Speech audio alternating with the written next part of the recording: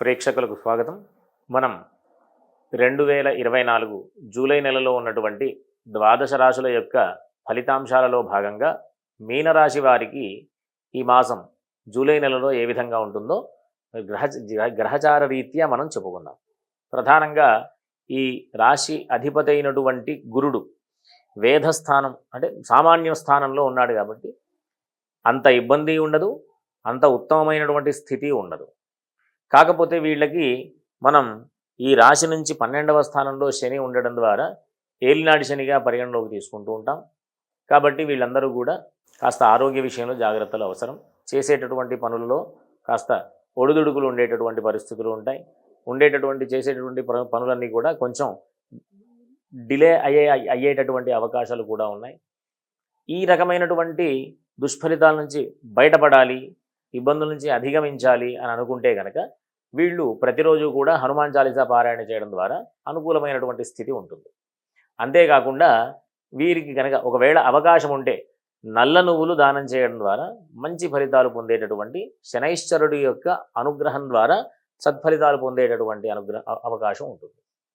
అంతేకాకుండా వీరికి ప్రధానంగా ఈ రాశి వారికి పంచమంలో శుక్రుడు మంచి ఫలితాలు ఇచ్చేటటువంటి స్థితిలో గ్రహచారం ఉంటుంది. కాబట్టి వీళ్ళందరూ కూడా మంచి పేరు ప్రఖ్యాతులు పొందుతూ చేసేటటువంటి పనులలో దిగ్విజయాన్ని పొందుతూ ఉండేటటువంటి అవకాశం ఉంటుంది.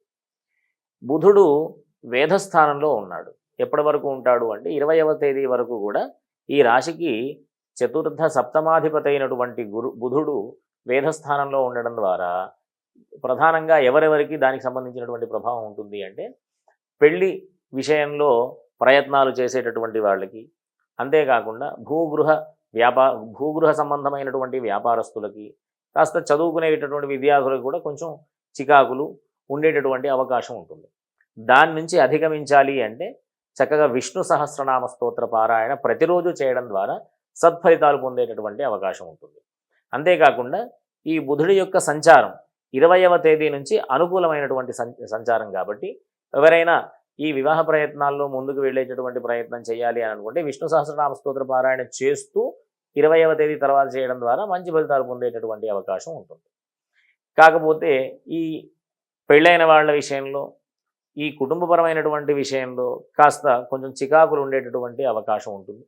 కాబట్టి దాన్ని అధిగమించాలి అంటే ఈ కుటుంబపరమైనటువంటి విషయాలు కానీ, ఆర్థికపరమైనటువంటి విషయాలు కానీ కాస్త ఆ విషయాలలో చికాకుల నుంచి బయటపడడానికి, ఇబ్బందుల నుంచి అధిగమించడానికి ప్రతిరోజు కూడా సుబ్రహ్మణ్య స్వామికి సంబంధించినటువంటి అంటే సుబ్రహ్మణ్య అష్టకం కానీ, ప్రతి మంగళవారం సుబ్రహ్మణ్య స్వామికి సంబంధించినటువంటి దేవాలయానికి వెళ్ళి దర్శనాలు చేసుకోవడం ద్వారా కానీ మంచి ఫలితాలు పొందేటటువంటి అవకాశం ఉంటుంది. కాకపోతే వీళ్ళు చాలా జాగ్రత్తగా 14వ తేదీ వరకు అనవసరమైనటువంటి వాటిల్లో మాట్లాడకుండా, అనవసరమైనటువంటి వాదనలు చేయకుండా, ఎట్లాంటి ఇబ్బందులు గురి తెచ్చుకోకుండా ఉండడానికి ప్రయత్నం చేయాలి. 14వ తేదీ తర్వాత నుంచి కుజుడు మంచి శుభస్థానంలో ఉంటాడు కాబట్టి 14వ తేదీ తర్వాత నుంచి అనుకూలమైనటువంటి స్థితి ఏది జూలై 14వ తేదీ నుంచి కుటుంబ సౌఖ్యం, అంతేకాకుండా బంధుమిత్రులతో కలిసి శుభకార్యాలలో పాల్గొనడం, విందు వినోదాలలో పాల్గొనడం, ఇట్లాంటి అనేక రకాలైనటువంటి సత్ఫలితాలు పొందేటటువంటి అవకాశం ఉంటుంది. సోదరులతో కలిసి ఉండేటటువంటి అవకాశం, సోదర సౌఖ్యం, ఇట్లాంటి విశేషమైన ఫలితాలన్నీ కూడా 14వ తేదీ తర్వాత నుంచి వీళ్ళు పొందేటటువంటి అవకాశం ఉంటుంది. వీళ్ళందరూ కూడా వృత్తి వ్యాపారస్తులందరూ కూడా కాస్త జాగ్రత్తలు అవసరం. ఏదైనా వృత్తిలో కానీ, వ్యాపారంలో కానీ, ఉద్యోగంలో కానీ ఒడుదుడుకులు వస్తే గనక మీరు చేయవలసినటువంటి తక్షణ కర్తవ్యం ఏంటి అంటే ఈశ్వరారాధన చేయడం అత్యంత అవసరం. ఆ గురువు యొక్క బలం వల్ల మంచి ఉద్యోగాన్ని పొందేటటువంటి అవకాశం వస్తుంది. ఎందుకు అంటే దశమస్థానాధిపతి గురుడు తృతీయంలో అంత అనుకూలమైనటువంటి స్థితి కాదు. కాబట్టి ఈశ్వరారాధన చేయడం ద్వారా కొత్తగా ఉద్యోగ ప్రయత్నాలు చేసే వాళ్ళకి ఉద్యోగావకాశాలు, ఉద్యోగంలో ఏదైనా ఒడిదుడుకులు పడుతున్నటువంటి వాళ్ళకి అవన్నీ కూడా అధిగమించి ఉన్నతమైనటువంటి ఉద్యోగాన్ని పొందేటటువంటి అవకాశాలు, ఇవన్నీ కూడా పొందేటటువంటి పరిస్థితి ఉంటుంది. కాబట్టి వీళ్ళందరూ కూడా చక్కటి ఫలితాలు పొందుతూ సుఖంగా జీవనాన్ని గడుపుతూ ఉండాలని ఆశీర్వదిస్తూ స్వస్తి.